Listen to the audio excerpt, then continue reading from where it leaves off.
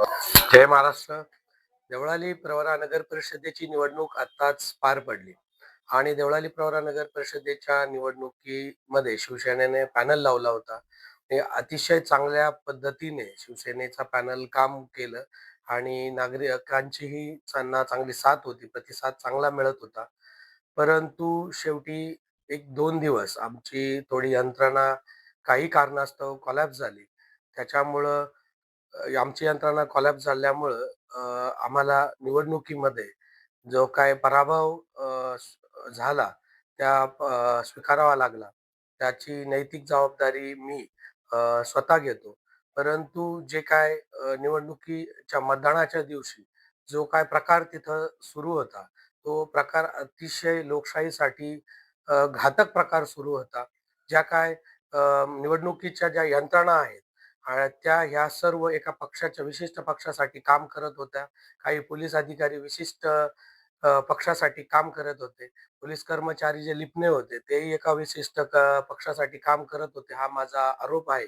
आणि ते जे बाकी पक्ष होते, शिवसेना असेल, काँग्रेस असेल, इतर पक्ष असेल, त्या उमेदवारांना, कार्यकर्त्यांना मज्जाव करणं, बाहेर काढणं, अतिशय त्रास देणं, लाठीचार करणं, या अशा बऱ्याच गोष्टी तिथं घडल्या. परंतु एक विशिष्ट पक्षाला ते बाजू घेऊन हे सर्व यंत्रणा काम करत होता. याचा मी निषेध करतो आणि लोकशाही जर आपल्याला टिकवायची असेल, तर ह्या सरकारी यंत्रणेने सर्वांना समान हे देऊन काम केलं पाहिजे, असं माझं म्हणणं आहे. परंतु हा जो काय विजय झालेला आहे समोरच्या पार्टीचा आणि आमचा जो काय पराजय झालेला आहे, तर याच्यामध्ये हा पराजय हा नागरिकांमुळं आमचा मतदारांमुळे पराजय झाला असं मी मानत नाही. तिथं ज्या मतदान केंद्रावर जे काय कृत्य घडले गेले, केले गेले, जे काही सिस्टीम हातात घेतली गेली, यामुळेच आमचा पराभव झालाय.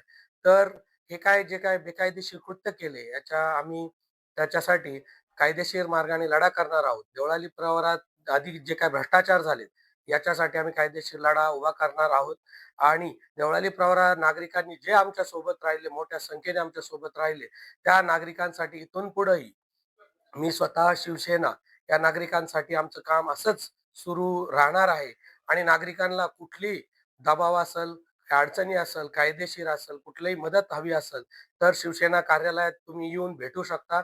मी तुमच्या सेवेसाठी नेहमी हजर आहे. जय हिंद, जय महाराष्ट्र.